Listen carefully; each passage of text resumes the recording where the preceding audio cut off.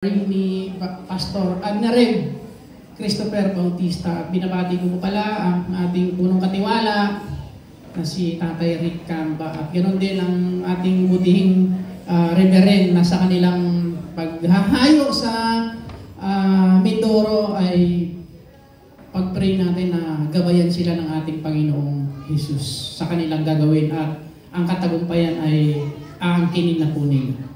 Amen? Yun, sino po yung topic natin ngayon, nakakaalam? Yun, yung the fullness of God's love. Yun, amen? Ano po ba yung fullness? Pagka inano po kasi natin sa Google, ayan, sige, mag-ayos muna tayo para hindi magulo. Parang masilong dito eh. Pero bago ang lahat, sige, manirahin muna tayo. Samahan niyo po ako sa panalangin. Yes, Lord, dakilang Ama, purihin ka, Panginoon. Sinasamba ka namin, pinupuri, Panginoon, Lord, sa gabing ito. Maraming salamat, Panginoon, sa pagkakataon na muli mo pong gamitin ang iyong lingkod sa paghahayag ng mga salita, Panginoon, Lord, na nagmumula sa inyo. Gamitin mo po ako lamang na vessel, Panginoon, ang mga salita mo, nadaluyan, ang lahat ng madaluyan nito, Panginoon, ay maging matabang lupa na tutubo, Panginoon, upang ang lahat, Panginoon, ay maranasan ang fullness na pagmamahal mo sa bawat isa, Panginoon. Lord, ngayon pa lang, Lord, kiniklaim na namin ang tagumpay sa gawain na ito, Panginoon, Lord. At ihanda mo po ang puso ng bawat makapakinig na ang lahat ng ito ay magkaroon po sa kanila ng application sa buhay, Panginoon. At magkaroon sila ng pananaw tungo sa landas mo, Panginoon, Lord. Maraming salamat, Panginoon. At inaangkin na po namin ang tagumpay sa gawain na ito, Panginoon, Lord.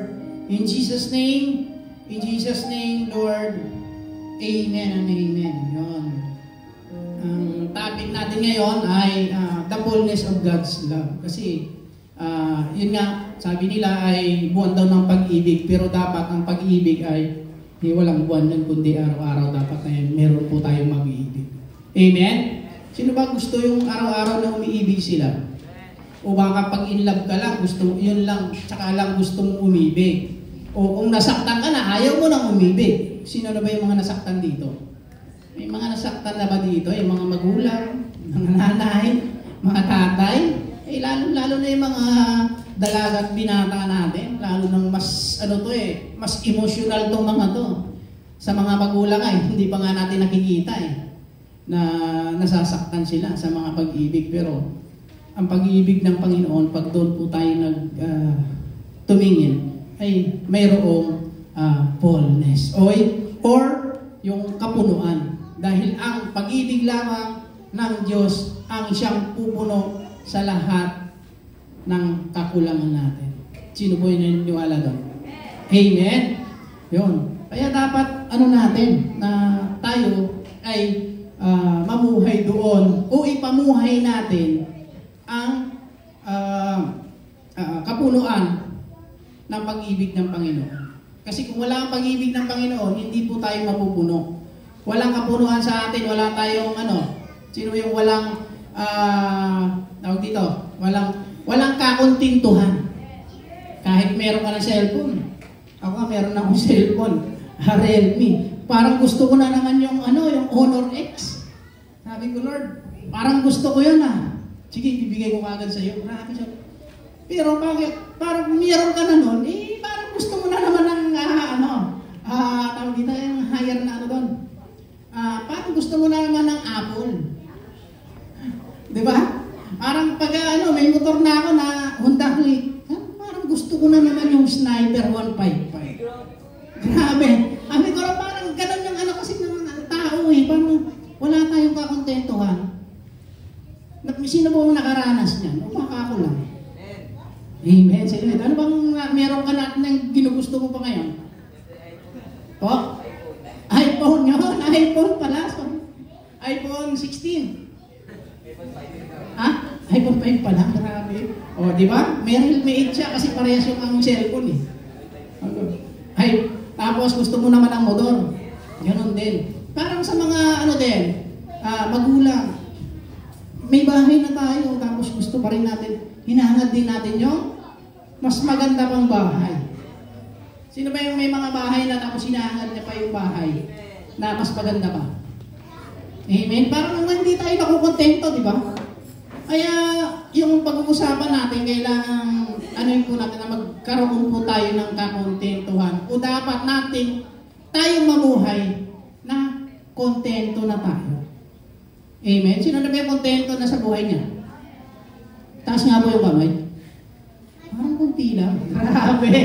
Ibig sabihin, may mga ninanais pa talaga tayo. At palakpakan natin ng Panginoon dahil sa pamamagitan niya, alam natin na pagkalooban ng Lord ay ibibigay niya.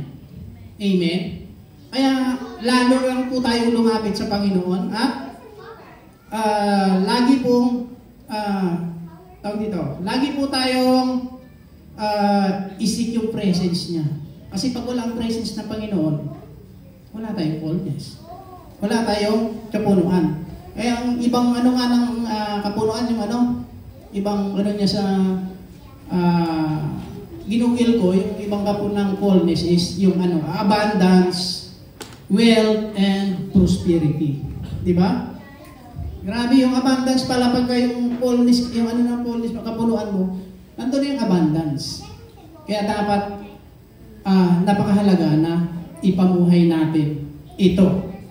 At sino ang gustong nais ipamuhay ito? Yung fullness ng Panginoon. Fullness of God's love. Ayaw, parang kunti lang yata. Parang ayaw niyong ipamuhay.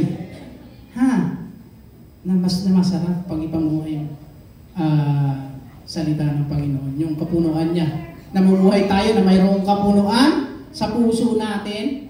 Napakasarap po. Amen? Kaya ngayon yung sa akin dati, sabi ko, kontento na ako dito. Dito na ako mamamatay. Dito na ako tatanda. Dito na ako magre-retire. Pero hindi ko pa pinahintulot ng Lord John. Bakit? Kung sa'yo, tingin mo fullness na yan, anak, hindi pa sa akin yan. Yun ang gusto ng Panginoon. Ang tingin natin, ito yung pupuno sa atin. Pero, ang Diyos, sabi niya, hindi pa po yan ang fullness na gusto ko para sa iyo. Amen? Kaya dapat tayong mamuhay, ipamuhay ang pag-ibig ng Diyos, ng may kapunuan. Amen? Sabi nga yung key verse natin sa mga taga-Efeso, chapter 3, verse 16 to 19, idinadalangin ko palakasin niya ang inyong buhay espiritual. Ayon sa kanyang kayamanan at kadakilaan sa pamamagitan ng kanyang espiritu. Amen? Sino pa ba parang nakarelate dito? O parang nakaintindihan agad yung unang verse na to? Ano ang nais ng Panginoon? Spiritual po. Wala po siyang ninais na maging ang kapunuan natin kundi ang buhay spiritual natin. Dahil kung kulang ang buhay spiritual natin, kulang na ang tingin natin sa lahat. Sino po naniniwala dyan? Amen? Pag kulang yung spiritual natin, parang pakiramdam mo lahat, kulang. Kulang yung pagkain, kulang yung sasaingin, kulang yung gagastusin, kulang yung pang-araw-araw natin na pangangailangan. Pakiramdam natin, naghihikaos tayo. Pakiramdam natin, lagi tayong naghahabol. Grabe, sabi ko, alam mo yun, naranasan ko yung mga nitong linggo lang. Sabi ko, paano kaya hindi ako babiyahe ng 2 araw? Siyempre, yung 2 araw na yun, medyo malaki-laki na sa amin yun dahil ang budget ko sa bahay talagang medyo malaki kasi ako nga yung nag-ano sa pagkain sa amin. Maybe 2 araw, malaki na, 2,000 na kaagad yung hahabulin ko. Saan ko kaya kukunin yun? Pero ipinaunawa sa atin ng Diyos na siya ang magbibigay nun. Siya ang pupuno sa ating mga kakulangan. Nagulat ako bago pagkatapos ko. Pag-ano ko kagabi, pagtingin ko sa Gcash ko, wow, may 2,000 agad. Grabe! Napakabuti ni Lord!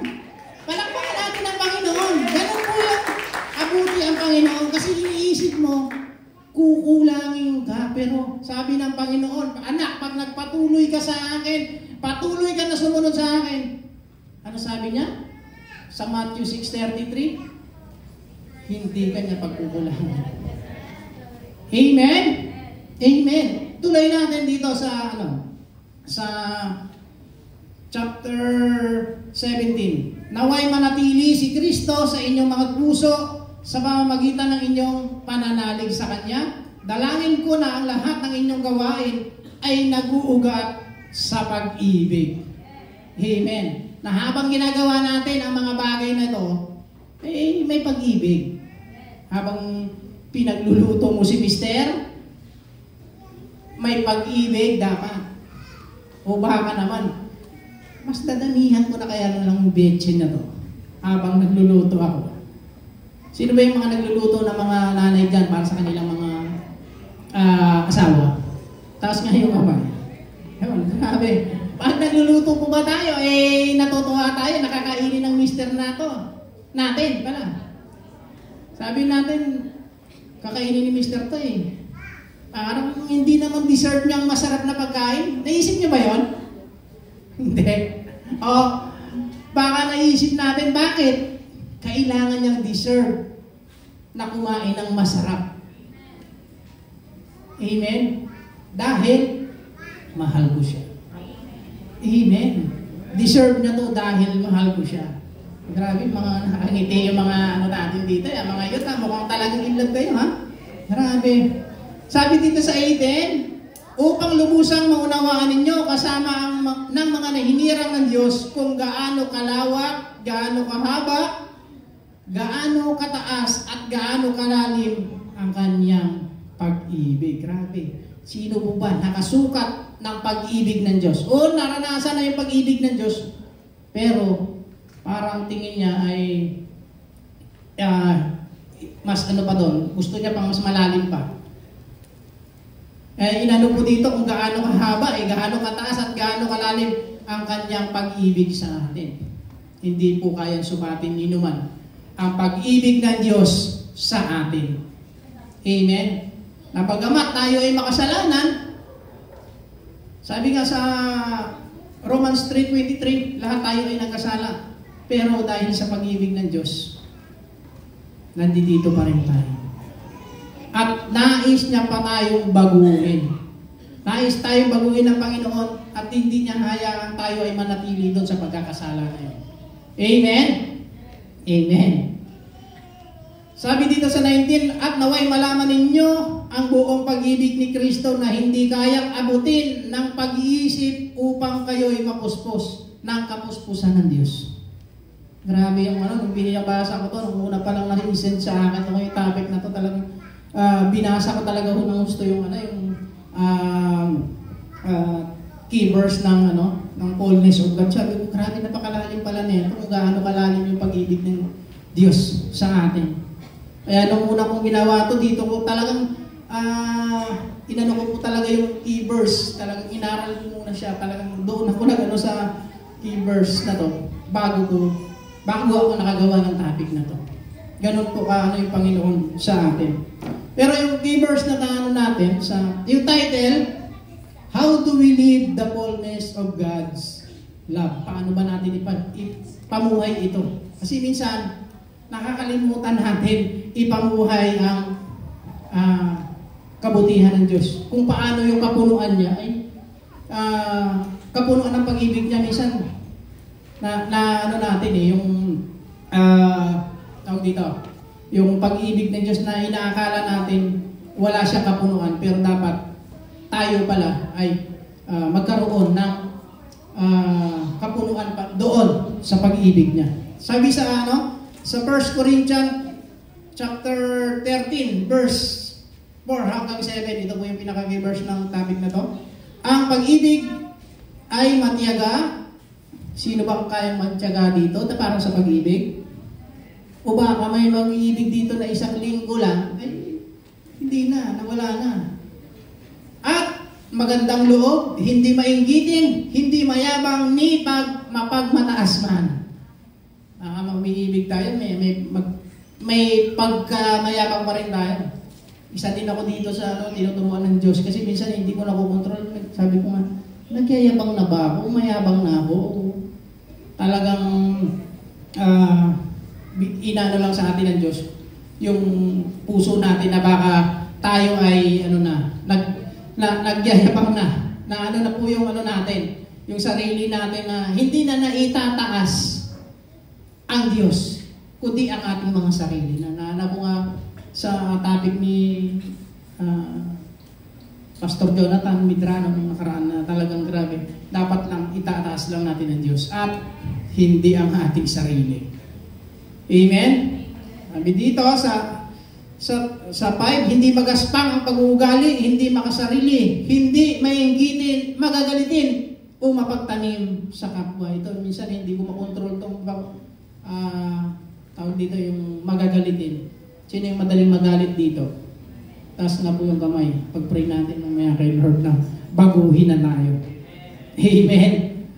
Ganon din ako kasi ako siguro, sabi ko ito yung binigay talaga ni Lord. Hindi para i-correct yung iba, kundi ako mismo ay i-correct niya. Amen? Sa 6, hindi niya kinatutuwa ang gawaing masama, ngunit iginagagalak ang katotohanan. Ang pag-ibig ay mapagpatawad, mapagtiwala, puno ng pag-asa, mapagtiis hanggang wakas. Amen? Sino ang kayang magtiis hanggang wakas? Para sa kanilang mga minamahal. Amen? May nalungkot, may natuwa, at parang may nasimango. Amen? Pero ito yung katotohanan na kailangan na tayo, pag umiibig tayo, handa tayong magtiis. At kailangan mayroon tayong tiwala. Kasi kung wala tayong tiwala, wala na yung pag-ibig na yun. Tatakpan lahat yun. Kasi nga, pagka wala kang tiwala, ibig sabihin, ano ibig sabihin pag wala kang tiwala? Walang makakaano. Pag wala kang tiwala sa isang tao, anong kabaligtaran nun? Wala kang tiwala. Ha? Pag wala kang tiwala sa isang tao, ibig sabihin, may pagdududa ka. May duda ka. Amen? Lagi kang nagdududa. Kahit na sinasabi niya na totoo ang sinasabi ko, hindi ako naniniwala. Ganun lagi yung natin pag wala tayong naniniwala sa tao. Amen? Pero kailangan nating magtiwala sa Diyos na kaya niyang baguhin ang lahat ng ito na mali sa atin. Amen? Number 1, kailangan natin, bakit kailangan natin ipamuhay ang salita ng Diyos, yung fullness of God's love niya? Bakit natin kailangan ipamuhay ito? Una, dapat i-acknowledge natin ang kanyang pamamaraan or acknowledge God in all our ways. Kasi hindi natin i-acknowledge minsan yung mga ginagawa natin, yung mga nagagawa natin, dapat sa Lord lang ina-acknowledge natin. Kasi minsan yun nga, nasabi ko kanina na itinataas na natin yung sarili natin eh. Hindi na natin ina-acknowledge yung Panginoon. Kaya dapat natin ipamuhay lagi, araw-araw, na siya ang ina-acknowledge natin. Amen? Sabi sa mga Kawikaan, chapter 3, verse 6, sa lahat ng inyong gawain, siya nga'y alalahanin upang ikay patnubayan sa iyong mga tatahakin. Kaya kailangan po natin i-acknowledge lagi yung Panginoon dahil siya po ang kayang gumawa sa atin ng patnubay at gabay na hindi tayo magkakaroon ng pagkakasala. Bagkos tayo habang tinatahak natin ang lugar, natin, ay nasa tama po tayo. Na habang tumatakbo tayo, hindi tayo tumatakbo na natatalisod, kundi tumatakbo tayo ng diretso. Amen? Sabi sa mga taga-Pilipos chapter 4 verse 13, ang lahat ng ito ay magagawa ko dahil sa lakas na kaloob sa akin ni Kristo. Ito po yung pinaka-paborito kong verse. Talagang ito po yung pa rin ang profile ko 3 years ago, ito pa rin, hindi ko pa rin binago dahil naniniwala ako dahil ang lakas ko ay nagmumula sa Kanya. Dahil ang buhay ko na to, talagang second life ko na to. Dahil naniniwala ako sa Kanya na Siya ang nagbigay nito. At kaya ginagamit niya ako ngayon. At pinahiram ulit. At dinugtungan pa ang buhay ko para gamitin niya ako ulit. Kaya dapat habang nagpapagamit tayo sa Lord, magmatuwa po tayo. Na ginagamit niya tayo doon sa gawain niya. Amen? Kasi sabi ko noon, ilan ba? Siguro mga 2 months, 2 or 3 months. Pagkatapos kong operahan, ay inakit ko po ulit yung Kibyang Tunnel ng nakabike. Kasi sabi ko dati, nung hindi pa ako na-operahan, ilang oras lang namin yung tinatakbo pagka nakabisikleta. Pero nung unang unang-una kong inakit yun, siyempre hirap na hirap ako. Pero nung pagkatapos kong operahan, tapos inakit ko ulit, grabe. Sabi ko kung anong hirap ang dinanas ko nung una kong inakit yun, ganun din yung hirap na inakit ko siya ulit. Hanggang pauwi, grabe, sabi ko. Halos gusto ko nang sakay sa tricycle yung bike ko, pero hindi. Sabi ko, Lord, alam ko, bibigyan mo ako ng lakas para mapagtagumpayan ko ito. Kaya pinangahawakan ko itong verse na itong na ang lakas ko ay nagmumula sa Kanya. At walang kayang magbigay nito kundi ang Panginoon lamang. Amen? Basahin natin. Ang lahat ng ito ay magagawa ko dahil sa lakas na kaloob sa akin ni Kristo. Ibig sabihin, ang lakas lang natin ay nagmumula lang sa Kanya. I-acknowledge natin na ang lakas, anong meron tayo? Well, ano ba? Magandang buhay, magandang tahanan, magandang sasakyan, magandang mga damit, sapatos, cellphone, ano pa? Laptop, o ano bang tingin natin na mahalaga sa mundo, nagmula po ito. Wala pong halaga ito kung wala ang lakas ng kaloob ni Kristo. Amen? Amen. Yun, sabi nga ito, yung inano ko kanina, yung Matthew 6:33. Ngunit higit sa lahat, pagsikapan ninyo na kayo'y pagharian ng Diyos at mamuhay ng ayon sa Kanyang kalooban at ibibigay niya sa inyo ang lahat ng inyong pangangailangan. Kung ina-acknowledge natin siya.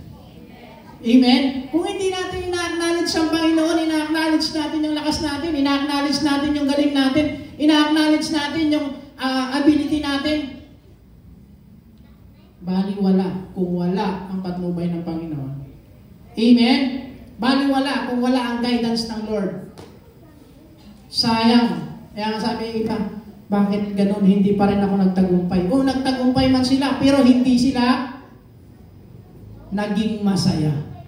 Wala yung fullness ng God's love sa kanila. Kahit anong na-achieve nila, may napanood nga ako sa YouTube na talagang lahat meron na siya. Hindi ko na babanggitin kung sino yun. Pero sikat siya na lahat meron sila kahit anong kahit anong hilingin niya, kahit anong gustuhin niyang bilhin ay kaya niyang bilhin. Pero sabi nga, wala. Hindi niya naranasan yung kapunuan. Naranasan niya lamang nung nakilala niya na si Kristo. Dahil kay Kristo lang ang tunay na kapunuan ng buhay natin. At wala sa yaman ng mundo ito. Amen? Sabi nga ito sa pangalawa pala, bakit kailangan nating ipamuhay ang fullness of God's love? Bakit kailangan nating ipamuhay ito? Pangalawa, dapat hindi tayo namumuhay na may kabalisahan. O sino ba ngayon nababalisa? Ay may kabalisahan sa buhay. Sino ba yung nababalisa dito? Nasa kamay. Nababalisa ka ba? Ano na naman kaya yung aluhin namin bukas? May ano na naman ang billing ng kuryente. May disconnection na naman kami. Kasi sa akin, naano ko na, dati nung may disconnection kami dyan, saan ko na naman kaya kukunin ito? Grabe.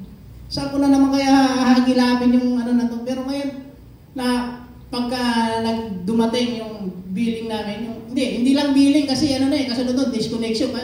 Pagdating ng disconnection nun, natutuwa na ako, alam ko, kikilos na naman yung Panginoon sa buhay ko. Amen?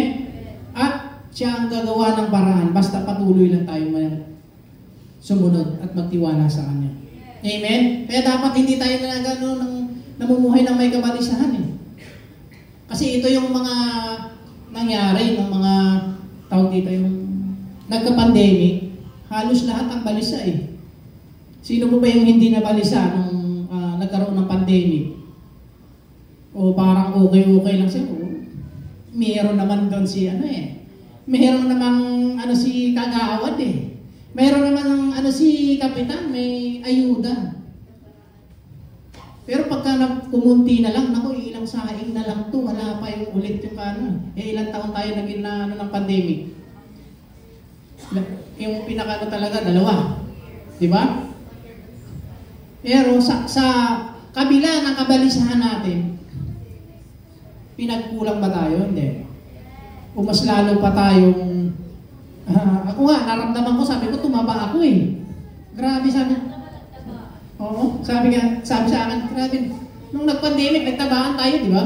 Naku, hindi na ako simula nung nag-mission kami sa Mindanao na 2 linggo kami doon, kain tulog, pakiramdam ko yung tsak ko, hindi na talaga na gano'n eh. Yung lumiit kasi pagdating ng medyo hapon-hapon na, pagdating ng alas 5, nagsasaing na kami. Eh wala namang ibang doon gagawin dahil naka-lockdown kami. Kakain kami, tapos tutulog. Parang naging 2 linggo kami kain tulog doon, kaya sabi ko, lumubo ako doon ng gusto eh. Eh, yung fresh pa yung kinakain doon. Dito, yung mga isda, gulay, pati yung hangin. Kaya pag naramdaman ko na lumubo talaga yung katawan ko doon nung pandemic na yon, dahil talagang sabi ko hindi talaga tayo pinagkulang ng Panginoon. Kaya dapat hindi po tayo namumuhay ng nababalisa tayo pag nagtitiwala po tayo sa Panginoon. Sa fullness ng pag-ibig ng Panginoon. Amen? Sabi nga dito sa Matthew 6:34, sabi niya, kasunod ng kaya nga huwag ninyong ikabalisa ang para sa araw ng bukas, dahil ang bukas ang bahala sa sarili nito. Sapat na ang inyong suliranin sa bawat araw. Sino nang gano'n nito? Kasi minsan, ito yung talaga natin, lalo na yung iba na katulad ko na walang monthly income. Talagang iniisip ko yung Halimbawa, kikita ako ng kikita ako ng 500. Kailangan kong dudublihin nyo kasi lalo na, halimbawa, kinabukasan, linggo. Hahabulin ko yun. Pero, ipinaunawa sa akin ng Panginoon, hindi naman ako dapat, sabi ko, kailangan pag linggo, hindi ako yung aantok-antok. Kaya hindi rin ako pwedeng sumagat ng biyahe. Kaya hanggang alas 10 lang, uwi na ako. Pero, ko po yung ng Panginoon na talagang hindi kanya pagkukulang. Grabe yung Panginoon, sabi ko, Lord, magre-retire na nga ako eh. Wala na nga akong trabaho, ito na yung gagawin ko. Pero, inisip ko, sabi ko, baka kulangin. Pero, sabi ng Lord, hindi eh. Dahil talagang gumagawa ang paraan ng Panginoon para hindi tayo magkaroon ng kabalisahan. Sabi ko, paano yan? May nag-o-offer sa akin ng babalik ako sa dati kong trabaho. May nag-o-offer sa akin ng medyo malaking sweldo para doon. Sabi ko, paano kaya ito, Pastor? May nag-o-offer sa akin, pero maano yung gawain. Bini, Pastor, ikaw ang mag-ano niyan. Na dapat hindi pa rin na yung gawain. Pero napakabuti ng Panginoon, parang sinagot na kagad yung kabalisan. Hindi. Doon ka lang sa akin. Dahil ibibigay ko sa iyo ang pangangailangan mo. Amen! Palakpakan natin si Lord na sa ganitong edad ko, pensyonado na tayo. Kaya nga natutuwa ako sa Lord, grabe, sabi ko, Lord, ganyan ka ba talaga talagang ibibigay niya na eh. Sabi ko, kaya tinanong ko yung dati kong kasamahan, sabi niya, sige, malaki yung mo niya, basta, may, ka na, siyempre, PWD na ako, may, ka na, may pension ka na. Kaya sabi ko, nagpapasalamat ako sa Lord talaga. Hindi niya tayo pagkukulangin pag patuloy tayong sumunod sa Kanya. Amen? Kaya sabi ko, bata mo pa. Siyempre, pagka galing kay Lord yun eh. May pension ka na. Bata ka pa, may pension ka na. Sabi ko, nagmumula yung kay Lord para magpapatuloy tayo sa gawain niya na hindi tayo nababalisa. Amen? Kasi nabalisa na ako, sabi ko, paano kaya to? Pagka siyempre, kukulangin kami. Pag-aaral na yung mga bata, pag kinikwenta mo yung kulang. Pero sabi ni Lord, hindi anak, hindi kita pagkukulangin. Kaya dapat, wag po tayong mamuhay ng may kabalisahan at idulog natin sa Kanya. Dahil alam natin na ibibigay ng Panginoon yung lahat ng pangangailangan natin kung patuloy tayong sinisikap na maano yung presensya niya. Sabi nga sa 6:23 kanina. Di ba? Sabi sa Matthew 6:33. Tapos ito yung pinabasa ngayon natin, ito yung 6:34 na dapat hindi tayo mabalisa sa araw ng bukas. Dahil alam natin na ang Diyos ang magbibigay niyan. Amen? Sabi pa sa Matthew 6:27 hanggang 28, sino sa inyo ang makakapagpahaba ng kanyang buhay ng kahit isang oras sa pamamagitan ng kanyang pagkabalisa? Wala, no? Sa 28, at bakit kayo nababalisa? Tungkol sa pananamit, isipin ninyo kung paano tumutubo ang mga bulaklak sa parang hindi sila nagtatrabaho ni gumagawa ng damit. Grabe, pero pag tinignan natin yung mga bulaklak sa sa mga bundok, parang kala mo tinanim sila ng parang may nagtanim sa kanila, pero ano po yung ng Panginoon ipinaunawa sa atin na kahit sila walang nag-aalaga ay malago, mataba, walang peste. Pag nakita mo, nag-ano lang yan, mangunguluntoy lang yan pag utapos na yung season nila eh. Pero pagka kita mo yung season nila, kita mo yung pagka ng bulaklak nila, akala mo may nagdilig pero wala po. Kahit lalo na sa probinsya, kaya gusto ko nga, pagka sabi ko, Pastor, dapat sumasama na ako hindi ka pwedeng sumama. Kasi dito ka na. Kaya nga sabi ko, sa susunod sasama na ako para na naman natin yung ambience. Kasi iba yung ambience to na kahit napagod ka, maglalakad kayo sa bundok, pag nakikita mo yung mga damo, mga bulaklak, mga doon na lalo na pagka medyo gabi na, yung mga kulisap, yung may mga nag-iilaw sa ang ganda alitap-tap, yun. Alitap-tap, maganda tingnan siya sa mga yung mga puno-puno eh. Nakakala natin, di ba, yung mga ilaw-ilaw dito na ganun po yung alitap-tap doon sa probinsya. Kaya kahit na madilim, tatakbuhan kami, pero makikita mo yung ng Lord na talagang hindi niya pinagkukulang ang lahat ng kanyang mga nilikha. Lalong-lalo na tayo dahil pinaka-special tayo na nilikha ng Panginoon. Amen? Wala tayong katulad sa ibang nilikha niya. Dahil ang lahat ng ating pangangailangan ay pinrovide niya na talaga eh. Ang nais lang ng Panginoon ay manatili tayo sa Kanya. Amen? Sabi dito sa mga awit chapter 6 verse 2 hanggang 4, ubos na ang lakas ko. Ako'y iyong kahabagan. Pagalingin mo ako. Mga buto ko'y nangangatal. Ang aking kaluluwa'y lubha ng naghihirapan, O Yahweh. Ito kaya'y hanggang kailan magtatagal. Sa 4, magbalik ka, O Yahweh, at buhay ko'y iligtas. Hanguin mo ako ng pag-ibig mong wagas. Grabe yung nilalamnam ko to yung salita ng Panginoon. Grabe, sabi ko, na kahit wala na tayong lakas, basta nananalig tayo sa Kanya, humingi tayo ng kagalingan. Kahit yung yung nangangatal, iba yung nangangatal kasi sa atin dito, parang nanginginig na tayo sa pagod o gutom. Alam natin na ang Diyos ang siyang magbibigay ng lakas na yun. Amen? Kaya hindi po tayo dapat na namumuhay ng may kabalisahan at kalimutan natin ang salitang balisa kapag nananalig tayo sa Panginoon. Amen? Amen. Yan. At pangatlo, bakit dapat nating ipamuhay ang fullness of God's love? Sabi dito sa number 3, lagi tayong magpasalamat sa lahat. Give thanks in everything. Sa lahat. Lahat. Wala tayong kundi lahat. Hininga, buhay, kinakain natin, pangangailangan natin, ipagpapasalamat po natin sa Panginoon. Amen. Kasi minsan napapupurihan natin yung tao, ay salamat sa iyo Salamat din sa Lord at ginamit ka. Ganun naman. Salamat sa Panginoon, ginamit ka niya.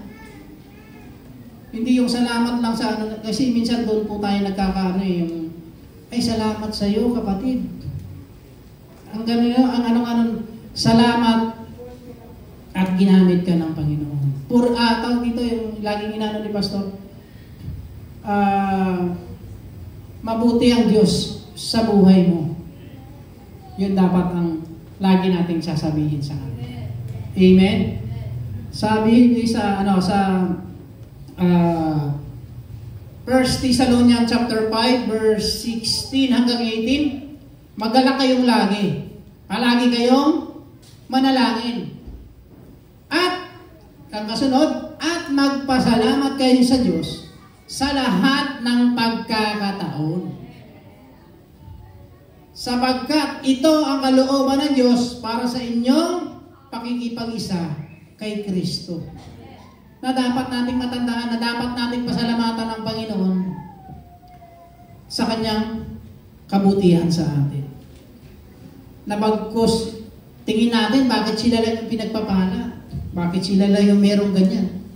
Bakit siya may magandang cellphone? Bakit sila may sasakyan? Bakit sila may magandang bahay? Kapatid, sabi ko nga, nung nakaraang devotion natin doon sa awit, kasi hindi pa pinahihintulot ng Diyos kasi tinitingnan pa yung puso natin. Tinitingnan niya pa o minumold niya pa yung puso natin na pag binigay niya na ang bagay na pinakaasam natin, baka bigla tayong mawala sa Kanya. Kaya, antayin natin yung kalooban ng Panginoon. Huwag tayong manghihinawa. Kasi, pag nanghinawa tayo, nagsawa tayo, doon pa lang, laglag ka na sa ng Diyos. Pamantayan niya. Bakit? Kasi hindi kaya magtiis Hindi mo kayang ipaglaban yung pagmamahal mo sa Kanya. Amen? Yun, sabi pa sa Isaiah chapter 12 verse 4 hanggang 5, sasabihin ninyo sa araw na iyon, magpasalamat kayo kay Yahweh, siya ang inyong tawagan. Kapag iba yung tinatawagan natin, pag hawak natin yung telepono Kapatid, naman. Yun yung muna natin Telepono yung kagad na hinahawakan natin, kundi dapat ang pinakaunang hawakan natin ang salita po ng Panginoon. Hala, saan na ba yung telepono ko at tatawagan ko muna siya? Nagmamadali ka na, grabe, saan ba yung telepono ko? Tatawagan na natin kasi kailangan ko na. Pero nakakalimutan natin. Ang unang tawagan dapat natin ay ang Panginoon. Amen? Doon po tayo nagkakamali ng unang natin. Balisang-balisa tayo, tapos iba yung hinahawakan natin. Nakalimutan na natin na mayroon tayong Diyos na natutugon sa lahat ng ating dalangin. Amen? Sabi pa dito, sa 5, umawit kayo ng papuri kay Yahweh, sapagkat kahanga-hanga kanyang mga ginawa, ibalita ninyo ito sa buong daigdig. Buong daigdig po ang kabutihan niya. Hindi lang po dito sa Barangay Moonwalk, hindi lang po sa Parañaque City, hindi lang po sa Metro Manila, kundi sa buong daigdig ang nais ng Diyos na ipamalita ang kabutihan niya sa lahat. Amen? At ang pang-apat, ito, ang minsan na tayo dito, never lose our desire to seek God. Kasi minsan yung desire ng puso natin, nawawala. Yung ng Panginoon nawawala si Lord. Hindi na natin, ayaw nating hanapin. Hindi na natin na yung Panginoon. Kaya nga nawawala. Sabi niya sa mga awit chapter 9 verse 10, manalig sa iyo, nananalig sa iyo Yahweh, ang kumikilala sa iyong pangalan.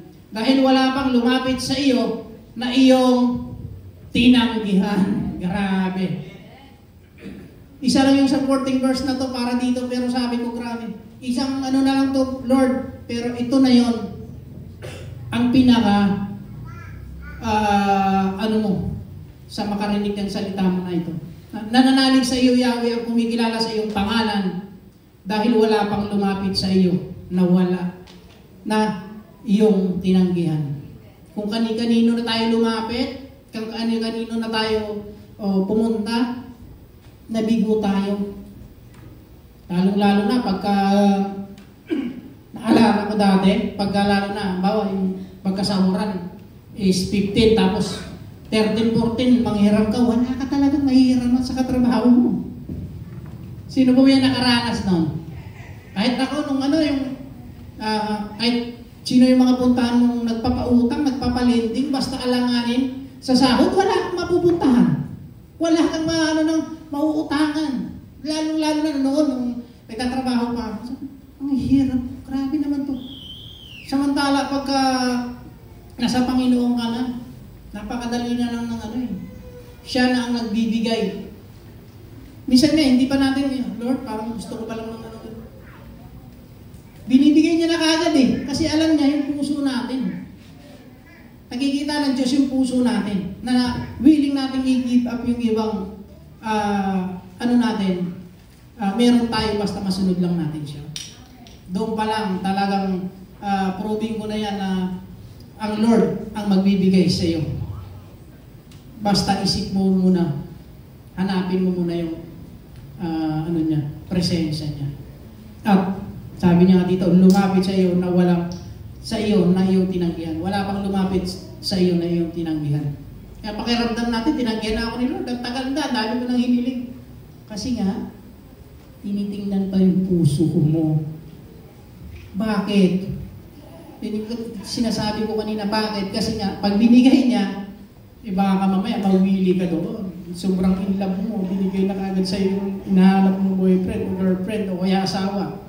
Nawili ka, na yung isip mo doon ka natuon na wala na yung oras para sa Panginoon.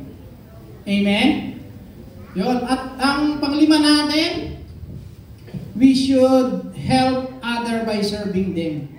Paano po yun, Brother Alex? Paano tayo makakatulong sa iba para mag-serve sa Lord sa pag-ibig ng Panginoon?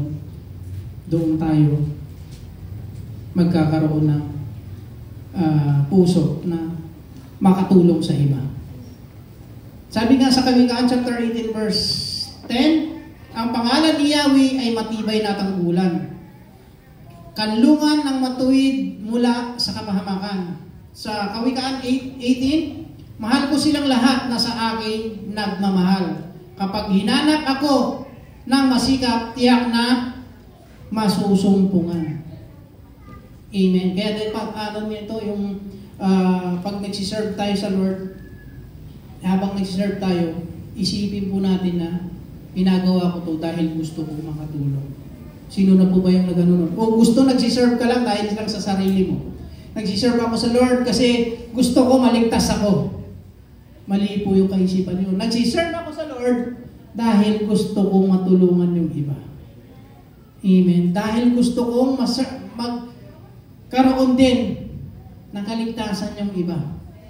Kaya isipin po natin na habang ginagawa natin ito, gagawin natin ito hindi para sa sarili natin, kundi para sa ibang tao. Sa mahal natin sa buhay, mga kaibigan, kamag-anak, kapatid, gagawin po natin ito para sa kanila. Amen? At ito yung natin, paano natin dapat magawa yung mga bagay na ito, maipamuhay. Yung kailangan hindi na tayo mamuhay sa kabalisahan, hindi na tayo dapat hindi tayo huminto sa paghahanap sa ng Panginoon, yung presence niya, at patuloy tayong sumunod sa Kanya at mag-serve. Kasi dapat magkaroon po tayo ng desire na be in fellowship with other believers or other members. Paano? Kasi kung yung number 1 natin kanina, yung anxiety, tama ba? Kasi kung namumuhay tayo doon sa kabalisahan, habang nababalisa tayo, pag walang nagpipray sa atin, hindi natin idudulog yon sa mga ka-churchmate natin, sa mga elders, sa mga pastors, patuloy tayong magkakaroon ng balisa. Kaya dapat, habang sumusunod tayo, magkaroon po tayo ng sa mga desire, sa mga kasamahan natin, sa mga kapatiran natin na i-fellowship natin sila. Lagi tayong magsasama-sama sa gawain ng Panginoon. Lagi nating ipanalangin sila. Lagi nating yung pagmamahal, yung fullness na yung kakulangan nila. Lagi nating ipaunawa yun na may roong magpupuno sa kakulangan nila. Kasi pag minsan walang nagsabi sa kanila, sister, makita mo, mawawala na lang yan dito. Nakita mo, umuti-unti na lang silang kasi walang gabay, walang nag-pray. Minsan nga, dapat natin ipag-pray na kinukundip pa natin. Mali po, dapat habang nangangailangan sila ng kalingahin po natin sila. Ito, din to sa, hindi natin naiiwasan to sa church, pero minsan nangyayari po kasi. At tinuturuan tayo ng Panginoon na sa oras na to, tayo ay magkaroon ng puso sa kanila. Amen? Sabi nga sa 1 John chapter 1 verse 7, ngunit kung namumuhay tayo ayon sa liwanag, gaya ng pananatili niya sa liwanag, tayo ay nagkakaisa. At ang lahat ng ating kasalanan ay nililinis ng dugo ni Jesus na kanyang anak. Kailangan po magkaisa po tayo at manatili doon sa liwanag ng Panginoon. Sabi sa Acts chapter 2 verse 42, nanatili siya sa itinuro ng mga apostol sa pagsama-sama bilang magkapatid, pagpira-pirasyon ng tinapay, at sa panalangin. Marami. Habang po pala tayo na tayo sa Panginoon, kailangan po nating din po yung mga kapatiran natin na mano nila yung fullness ng Panginoon, ng fullness ng God, ng pag-ibig ng Panginoon. Yung kakulangan nila ay mapupunuan ng Panginoon sa pamamagitan po natin. At maging daan po tayo para sila ay lalo ding manalig sa Panginoon. Hindi lang tayo nananalig, porket nananalig na tayo, na yung pananampalataya natin, hayaan na lang natin yung mga mahihina. Kundi yung mga mahihina, tulungan natin silang lumakas. Tulungan natin silang makatayo. Yun po yung dapat nais ipaunawa ng Panginoon sa atin. Minsan, tayo, inaano po na pa natin yung mga kapatiran natin na nangihina. Minsan, tatawa tayo man, nangihina na naman yan. Magaganon na naman. Susunod, gaganyan na. Pero hindi po dapat. sa prayer natin, isama po natin sila. Kahit na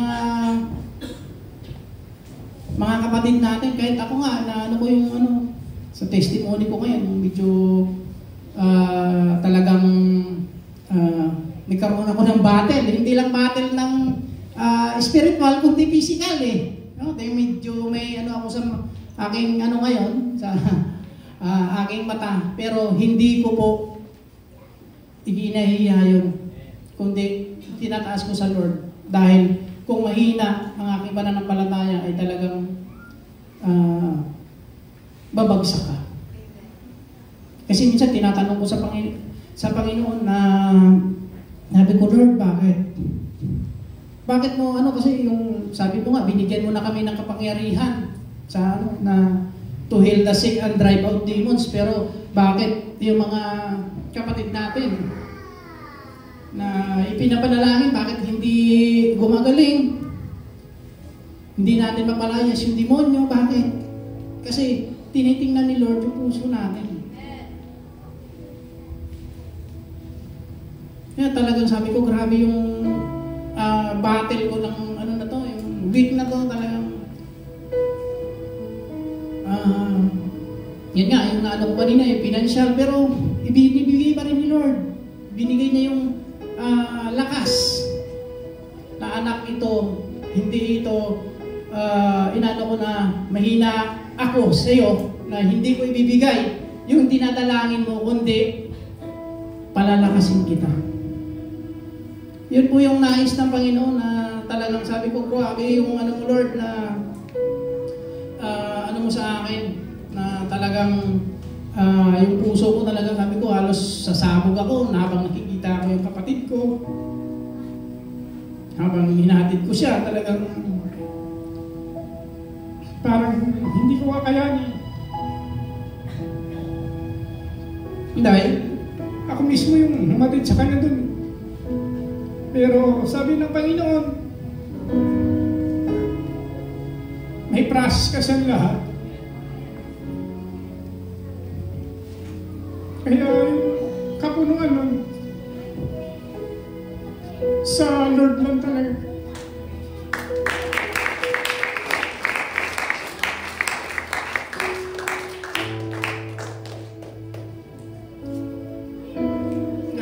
Sabi ko, hindi ako iyak, talagang tinitingnan ko siya, naawa ko sa sitwasyon niya. Talagang sabi ko, Lord, kaya ko to kasi binigyan mo na ako ng lakas at alam ko magtatagumpay ako at maging siya sa laban niya na pag niya ay gagaling na siya.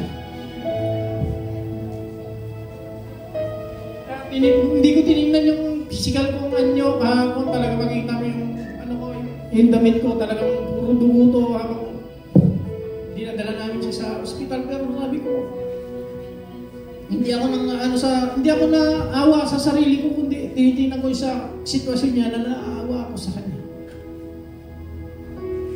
Ganon din dapat tayo sa ating mga kapatiran. Naawa din tayo sa mga nanghihina. Naawa tayo sa mga pusong wasak, yung kailangan nila yung kapunuan ng pagmamahal. Iparamdam po natin sila sa kanila. Amen? Na bagamat may mga ginagawa ang kaaway sa buhay natin, pero alam natin na mayroon tayong Diyos na hindi tumatanggi sa ating mga panalangin. Amen? Maaari tayong tumayo lahat. Manalangin tayo. Pwede pong ipigit natin yung mata natin na kung sino man yung mga kapatid natin na tingin natin ang hihina, tingin natin na kailangan yung kapunuan ng pag-ibig ng Panginoon ay iparamdam natin sa kanila sa panalangin, o kaya natin, yakapin natin sila habang nanalangin tayo. Yung mga kapatid natin na tingin natin na kailangan nila yung mga panalangin natin, yung kailangan ng kapunuan ng pagmamahal ng Panginoon. Kaya nga sabi ko siguro talagang inalaw talaga ni Lord na maramdaman natin na walang ibang pupuno ng ating kakulangan kundi siya lamang. Amen? Yes, Lord, dakilang Ama, purihin ka, Panginoon. Dalangin namin, Panginoon, sa gabing ito. Lumalapit po ang iyong lingkod. Nagpapakumbaba, Panginoon, Lord, na ang lahat ng mga kapatiran namin, Panginoon, na nanghihina, ay iyo pong palakasin, Panginoon.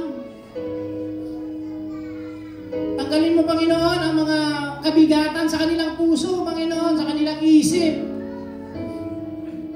Na anuman ang mga ito, Panginoon, Lord, alam namin, Panginoon, gaano man ka timay at taningala ng kaaway, Panginoon, ay malalagot mo ito, Panginoon, sa iyong kapangyarihan, Panginoon. Lord, lubos po kaming nagtitiwala sa iyong kapangyarihan, sa iyong kakayahan, na ang lahat ng ito, Panginoon, ay amin pong mapagtagumpayan, Panginoon. Ang lahat ng aming suliranin, Panginoon, ang lahat ng aming pagkukulang, alam ko, Panginoon, na ikaw ang pupuno nito, Panginoon Lord. Kaya nandito kami, ang mga pusong wasak, Panginoon Lord, ang mga pusong nangangailangan ng kapunuan ng pagmamahal na nagmumula sa inyo. Lord, ngayon pa lang, Lord, tiniklaim na namin, Panginoon, ang mga prayer, Panginoon, ng mga kapatiran, Panginoon, doon sa aming mga kapatid na nanghihina, Panginoon Lord. Pakalakasin mo ang bawat isa sa kanila na magkaroon, Panginoon, ng inspirasyon din ang iba. At huwag hayaan, Panginoon, na hayaan na lamang manghina. Bagkos, Panginoon, mayroong aangkay sa kanila. Mayroong magtatayo sa kanila, Panginoon, na mga kapatid. At alam namin, Panginoon, na ikaw ang magbibigay ng lakas ng ito para sa kanila, Panginoon Lord. Maraming salamat, Panginoon. Dalangin din namin ng aming mga kamanggagawa, Panginoon, ang team po ni Reverend Christopher Bautista, Panginoon, na sa misyon ngayon, sa Mindoro, Panginoon Lord. Palakasin niyo po ang bawat isa sa kanila. Ang anointing, Lord, ay buhos mo. Ingatan niyo po sila, Panginoon, na kung paano niyo sila dinako sa lugar na iyon, ganon niyo rin sila, Lord, ibalik dito sa kanilang tahanan, Panginoon Lord. Dalangin din namin ang lakas na patuloy mong palakasin ang aming Bishop, Panginoon, Bishop Rick Camba, Panginoon, at patuloy na